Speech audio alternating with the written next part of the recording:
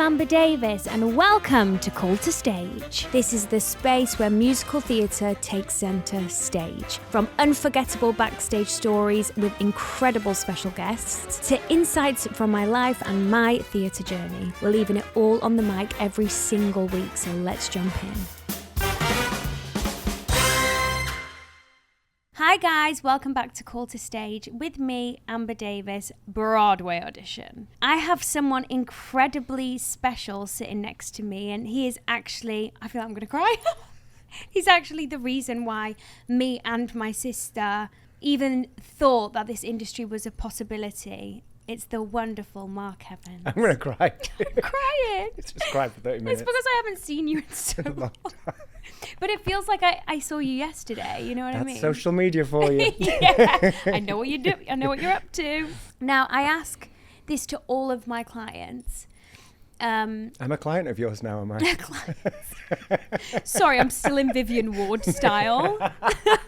I'll just hook her Great, every I'll day. take it. All of my sessions.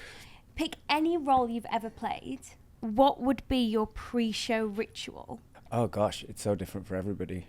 It really depends on what is required. I'll pick, my favourite role I've ever played was Robert in Bridges of Madison County that I did last summer. Yeah. A really small 6-week production. Jason Robert Brown's music and Marsha Norman who'd written the book. So it felt like I was in a two-hander play, but with this sweeping score. So for that, I would do physical vocal warm-up. A lot of it is like dropping into breath and that sort of stuff. But it was mostly because he was a National Geographic photographer. Do you know the show? No. He's a National Geographic photographer who basically comes to ask for directions to this farmhouse and has an affair with the woman who lives there. So he's very sort of artistic and sees everything in pictures. And I would just spend the last 5-10 minutes before going on stage just writing like stream of consciousness. Like leaves, green, calm. And like, it's really weird just to take my brain into a bit more of a sort of like visual artistic place. I like particular place. Yeah, and it was that, so I found that with that role was really effective. And then I'd stumble into like, oh, I've been noticing green a lot. So then I would just pay attention to anything green that night to make it really sort of alive and authentic that night. But it just depends. Like there are other times I'm like, I don't even need to warm up. I don't even need to think. I'm just going to go do it. Yeah. Have you ever had a superstition? Like, I have to always touch this certain part of the set or... No, because I would go crazy. The first time that I started with that, my first lead role was Troy Bolton in High School Musical. Yes, in you London. did. Yes, you did do that. Yes. And in order to drink enough water, I conditioned myself to only drink in gulps of 5. Oh. So it's like 5, 10, 15, 20. And it got a little bit crazy where like I would almost miss an exit because I was like, oh, 3 more gulps. Oh, really? Yeah. I'm kind of obsessed with that. I was wacky. very hydrated and peeing a lot. That interval would be spent in the bathroom. Now let's go back all the way to the beginning. So you grew up in North Wales. We come from the same area, although you are a little bit older than me. No, I don't know what you're talking about. So like we never were in school at the same time. But we went to the Jade. I don't think so. I mean, I'm 39 now, so like we can do the maths. But like, maybe it felt like we went to the same high school and the same dance school. Dance school, Adele Mead School of Dance in Denbigh, North Wales. Fiona, Miss Fiona, shout out to you. We love you. It's still up and running. It's still there. Yeah. Like, that's so wonderful. I was the only boy in that dance school for the entire time that I was there. I started, I think, around 11, 12, and then went to college when I was 16. Yeah. And it was like, the only boy in the entire area in North Wales that I knew was doing any dancing. Yeah, I literally remember the same. I remember being really young, and we'd do a summer show. Yeah. Every 4 years, was it? It was every 4 years. And I remember being really young and looking at this one male out of this sea of women, and you were just like so confident and amazing. Like I'll always remember like that vision. Remember in the hall downstairs? What, in the town? Wait, which hall? The town hall where we were doing the shows? No. So where we used to do Adele Meets School of Dance upstairs, there used to be a big hall downstairs where we used to... yeah. Do you remember? Yeah. Like, that's where I feel like I remember seeing you for the first time. Yeah, you were so little. I was tiny. I think I would have been like 4. Big bushy curly hair. Yeah, and I wouldn't speak. How did you discover the route to go to London? That was, to answer your question initially, it was Miss Fiona who said there's this college, Lane Theatre Arts, in Epsom, just outside of London. They're doing a summer school, and back then, you couldn't like go on a website or anything. So she would call them on the phone, ask for a prospectus to be sent. So they'd send a hard copy, like thin catalogue.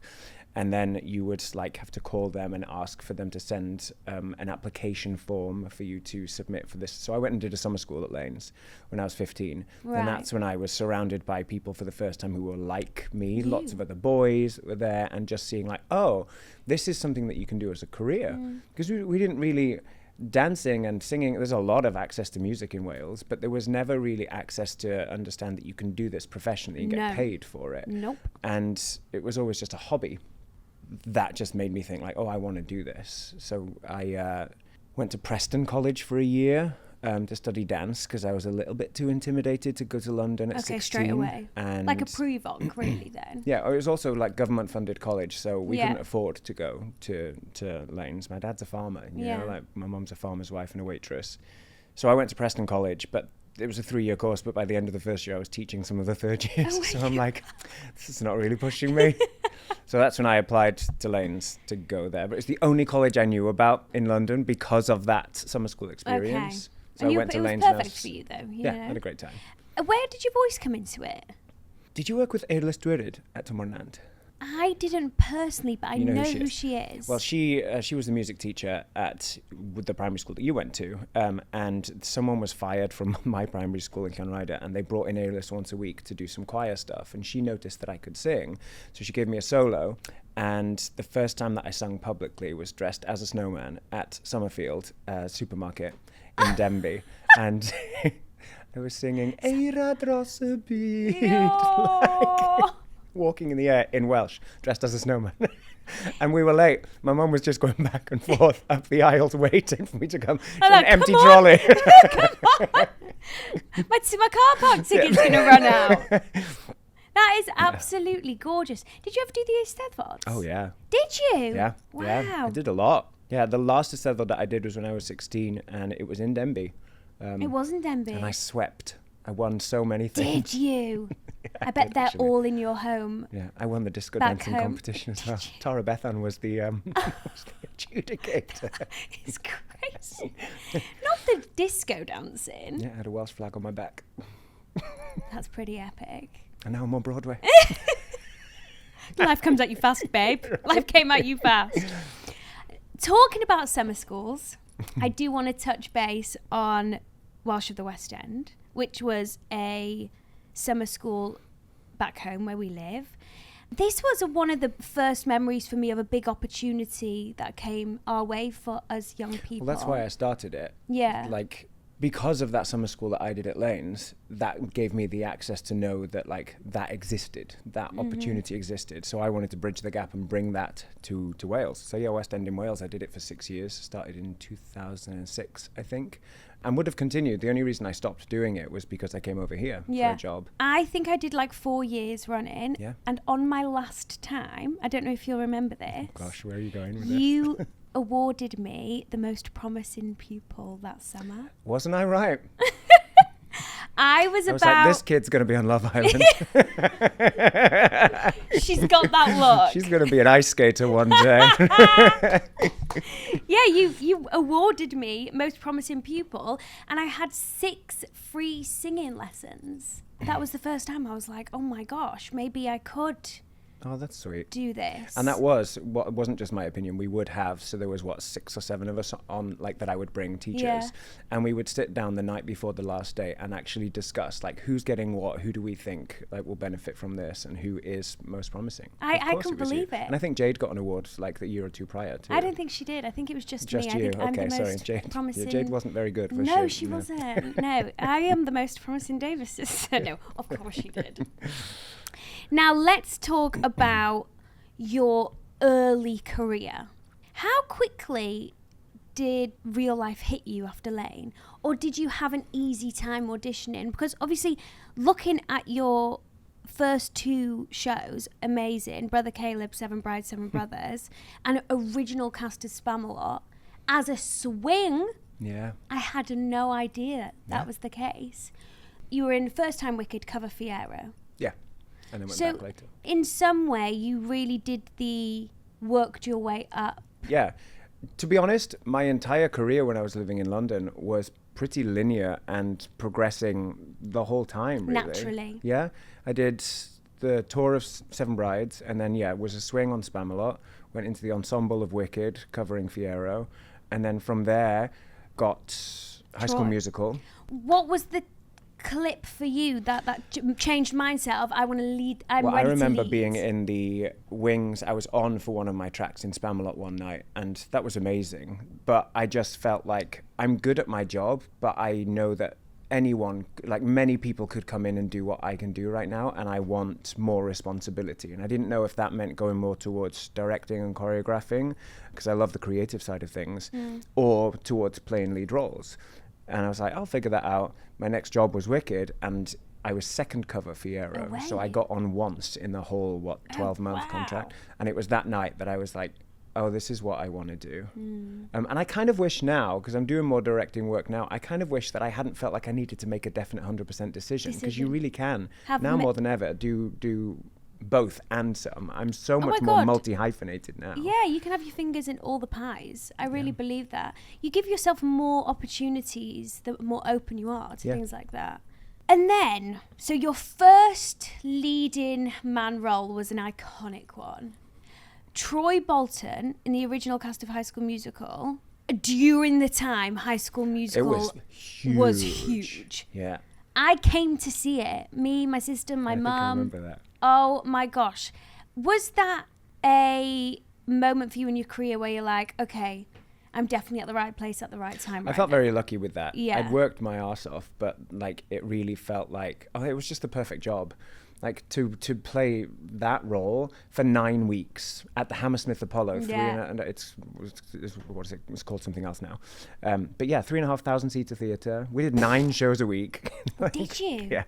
And it was also like the first opportunity that I got to be a leading man, and that like leading a company is so much more than just having the most to say and sing. Sort of like inspiring the full company and leading by example, but and the also morale of the building. Managing my voice. It was a big thing. And it was physically big, wasn't it? Yeah. There was basketballs all over the place.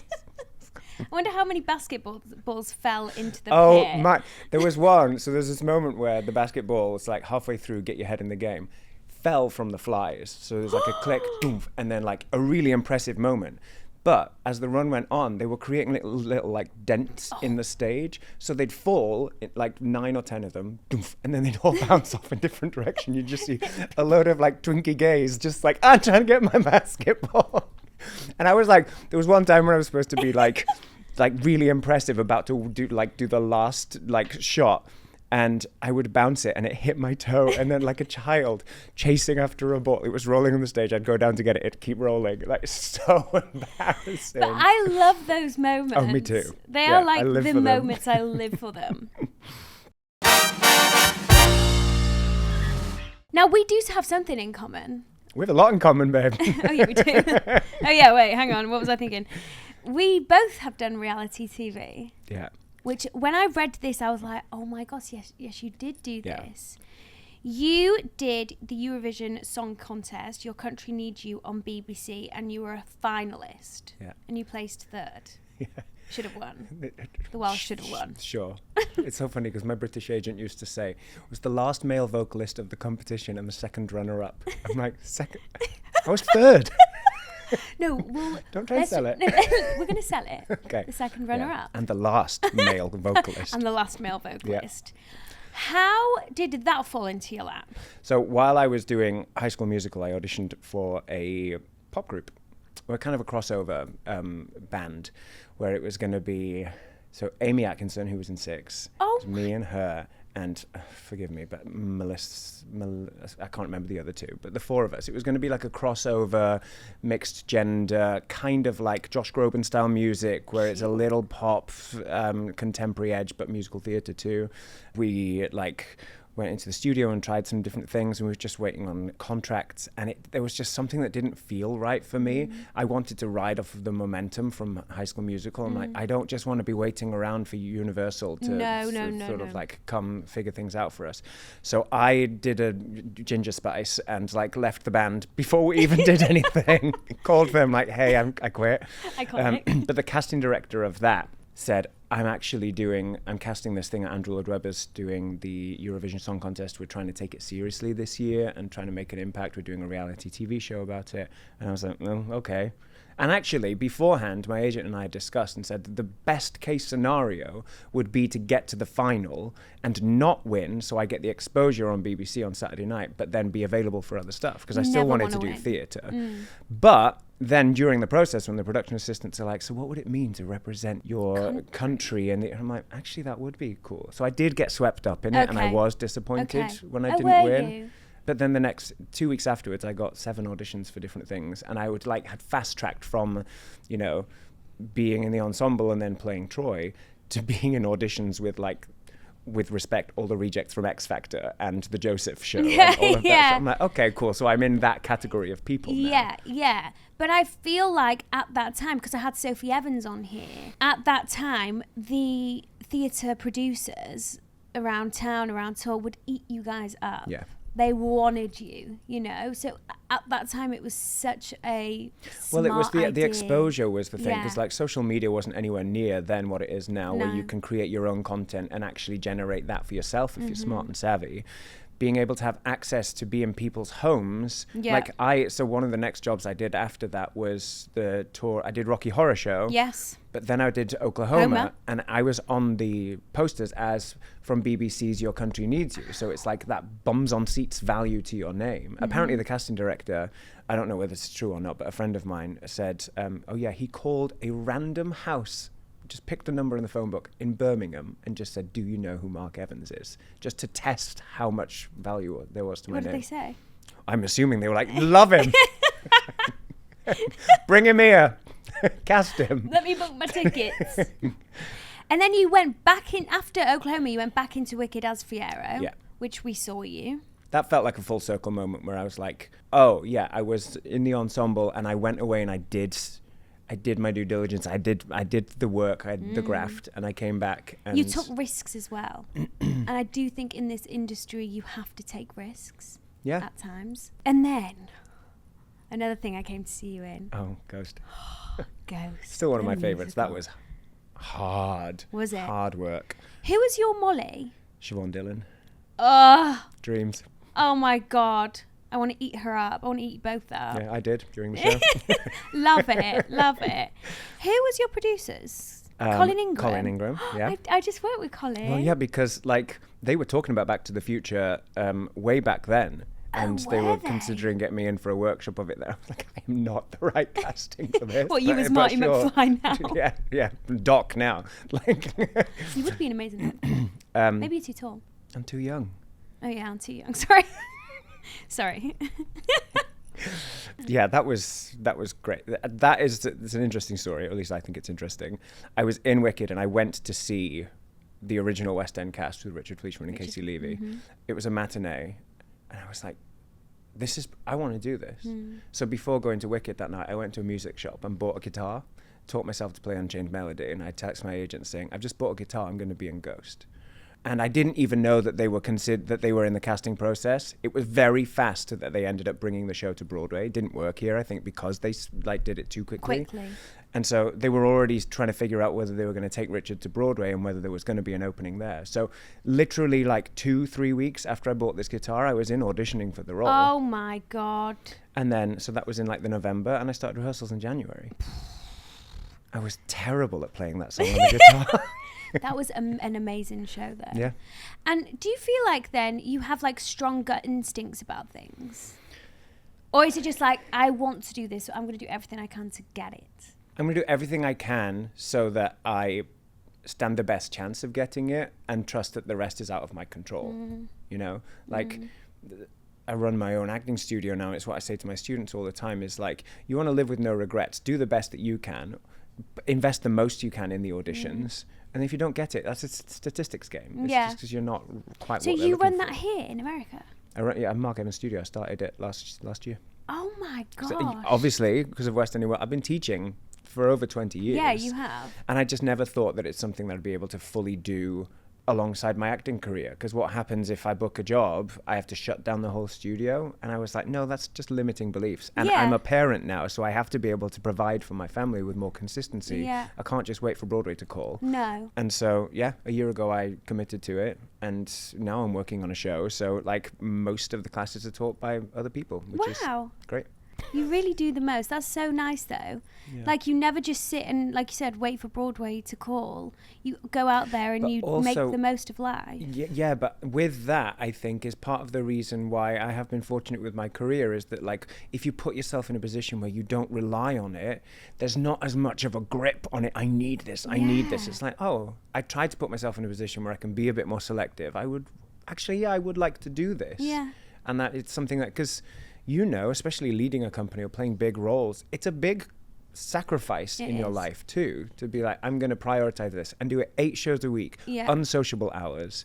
So it is a big decision. And now I just want to ask, how is that shift in becoming a dad? I mean, it's amazing. But the perspective of like, I feel like I question things so much more now. It's like I have so much more respect for my parents. Yeah. And empathy for them, for what they went through. I'm more nervous now, I think, in life than I was. I feel a heavier responsibility to obviously provide for my family.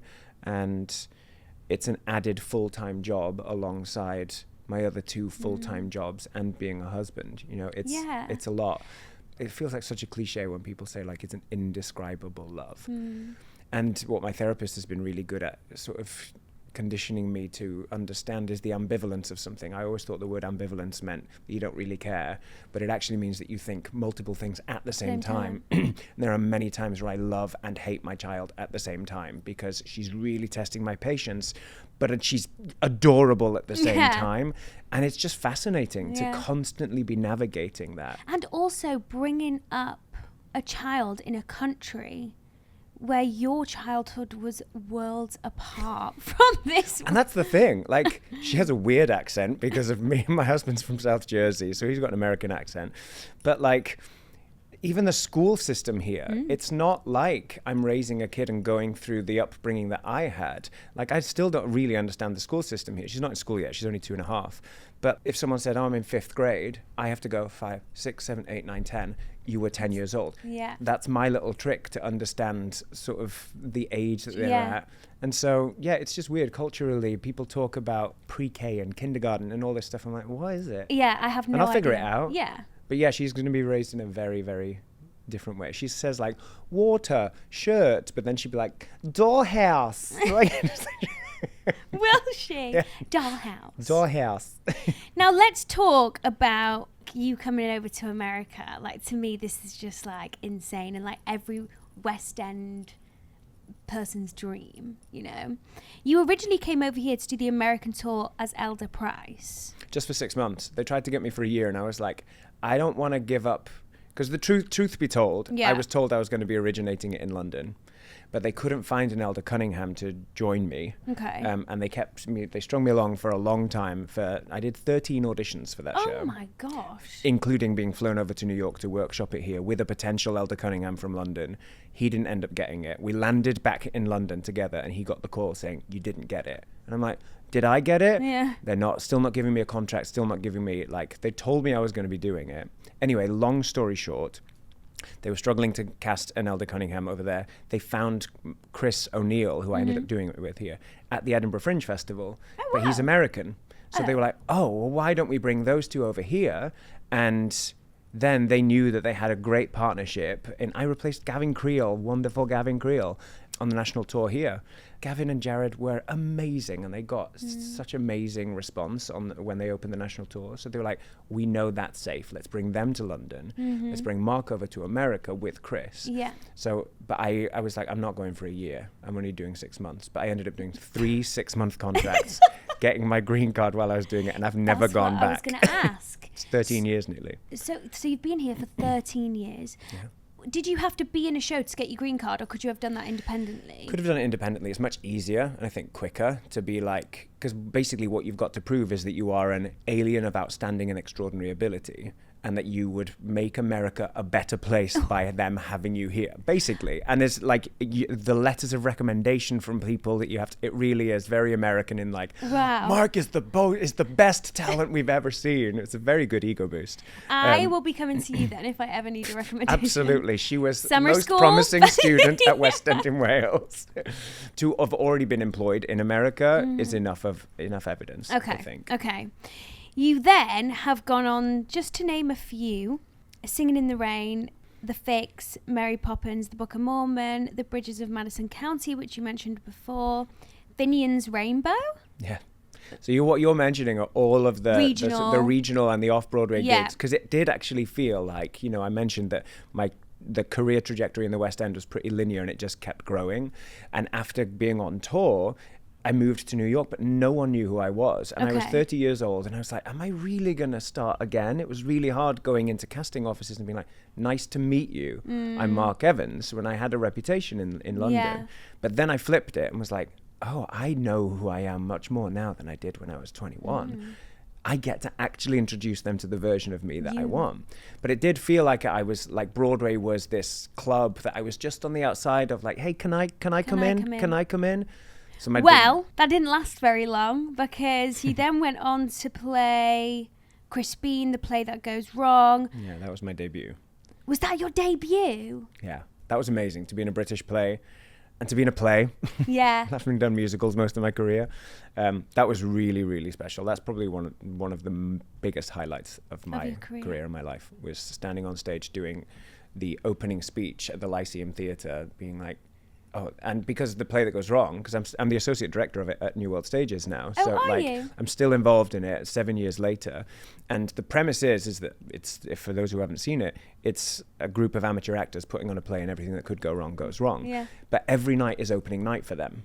And so you go out and you're like, oh my gosh, this is high stakes and it's amazing. So that genuine feeling of my Broadway debut opening night was unreal. No acting required. No. Shitting myself. Yeah, literally.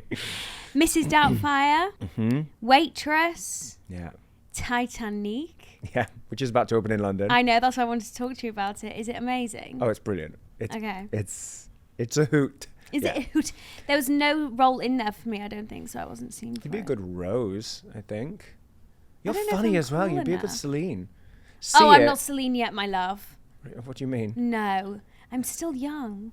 Yeah, but like... I'm still like, I class myself as like secondary school, high school casting. Okay. I don't. I actually got told the other day I was too old.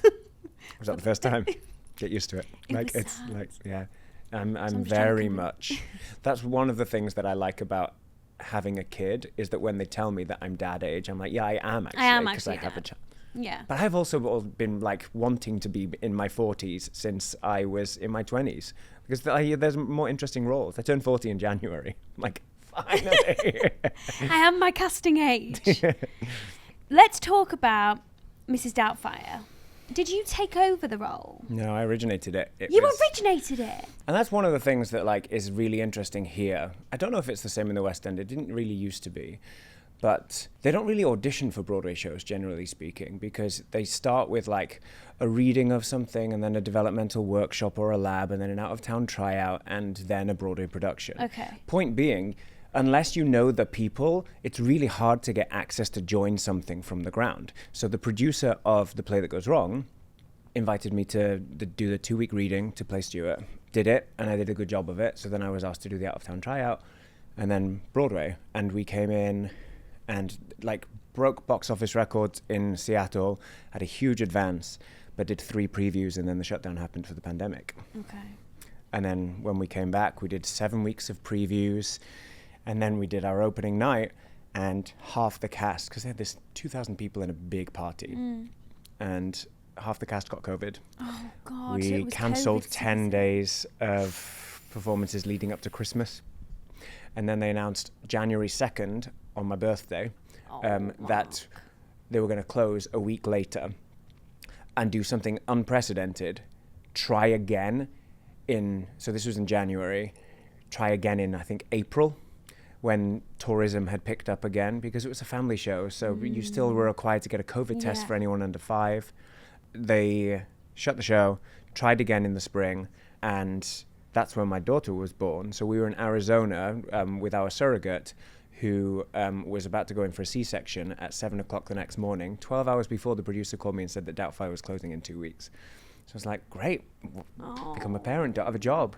So yeah, Doubtfire was special, but it was very turbulent and very traumatic. Yeah, and also a lot of your time was spent in building that from the ground. I will say that during the shutdown, so what did it end up being, about 19 months between when we shut down and coming back, I was one of the fortunate few that knew that I did have a job to go back to. So I actually pivoted and was working as a real estate agent during the pandemic. Oh, were you? Yeah, and learned a lot about that. But it's just weird, because I've identified myself as an actor for all of my life, and all of a sudden when the industry's gone, at first I think for all of us it was kind of lovely to just be like, let's just disengage for a minute.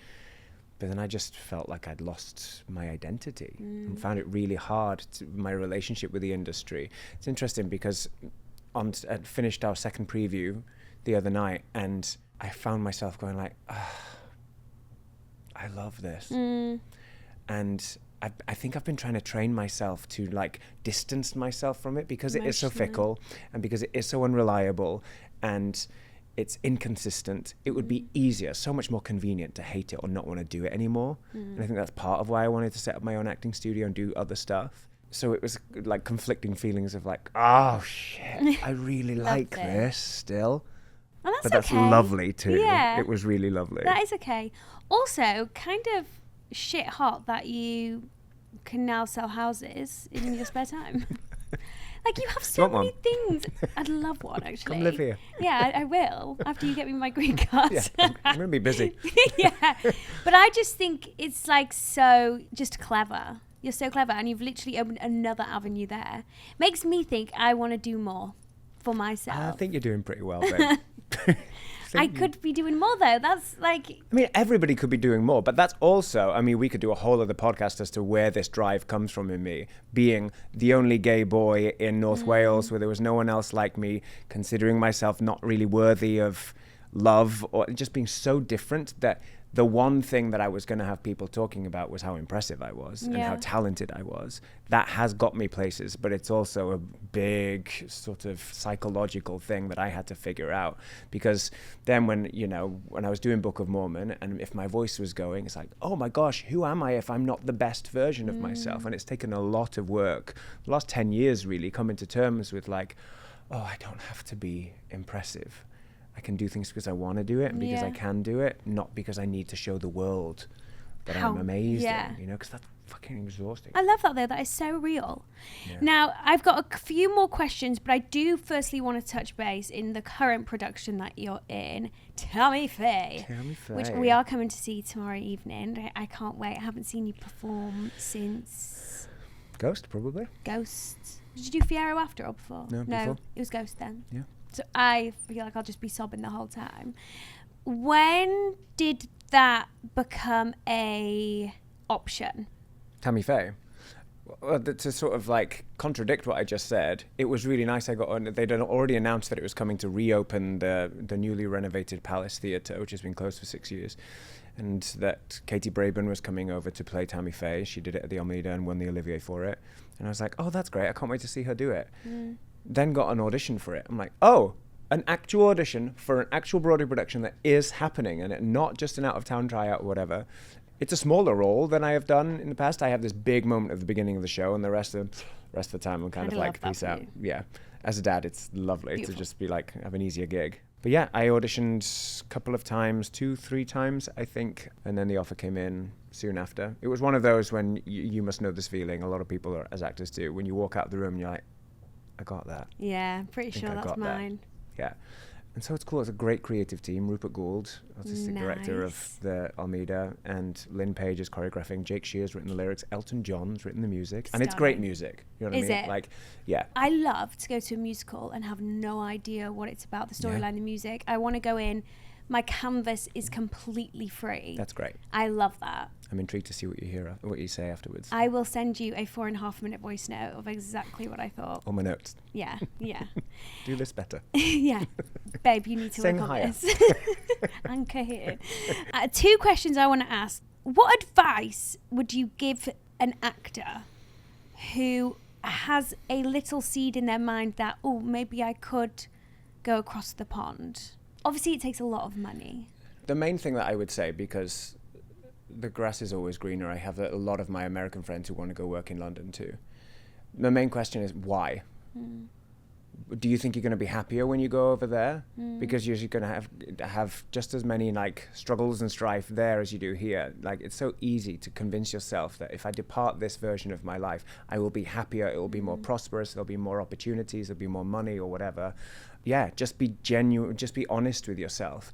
Am I doing this because I want to, or because I think that like I should? Oh, like, it looks good. Exactly. I get to post on social media about how wonderful my life is, because it's not easy. No. And it's actually at times very, very difficult to be away from not just your friends and family, but the culture that you're used to, the lifestyle, like food. You know, like Christmas is different here. Like Halloween is so huge here in a way that it isn't necessarily. Those sorts of things that, like, when you actually decide to live somewhere different, it's a big deal. At least it has been for me. So being honest with yourself and doing it for the right reasons, as opposed to just because you feel like you should. How often do you go home? Try and get back once a year, usually twice. Nice. My mum's living with dementia, and has been I'm for like 7 years now. So I try and get back a couple of times a year, just to be frank, to make the most of time before she continues to deteriorate. Yeah. But you talk often? Yeah. Okay. Yeah. Last question. Is there any possibility that we'll be able to be graced with your presence on another London stage again? Oh my gosh, I want to. Oh, do you? I was back in London in January. My husband and I were there for 2 days without Larson, our daughter. My sister was looking after her for a couple of days in Wales. I felt really sad. I was like, I don't know London anymore. It's been 13 years. Doesn't feel like it's mine anymore. Really? Yeah. I always described New York as like, it feels like New York belongs to everyone who exists in it. You know what I mean? Like everyone has moved here because of ambition or passion or something. And London was that for me as well. And I felt like, oh, London is my town in the same way that it's your town. And I was like, oh my God, Olenstein, where did they come from? Like, everywhere. Yeah, Oh God. Those socials, very good. I just describe New York as London on crack. Yeah. Dirty, stinky crack. Hammed up crack. Yeah, there is just something. I understand the appeal for the Americans going to the UK, particularly to London, because they just don't have the history here. Architecturally, like culturally, it is really charming. Yeah. And so, yeah, I still have my British agents, and I saw him, one of them last night. He was here watching the show. And for the right project, we're always looking for the right project to come back. It's just harder now, especially because I'm married and have a house here and have a child here. But you're a real estate agent. You could put your house on the market to rent out. I mean, the thing is that like this is home now, so it would be like when I first came to New York on holiday 14, 15 years ago, I went back, I said to my British agent, I want to experience living and working in New York. And I thought I would transfer with a play for 3 months or something and then tick that box. I didn't think I'd move here permanently.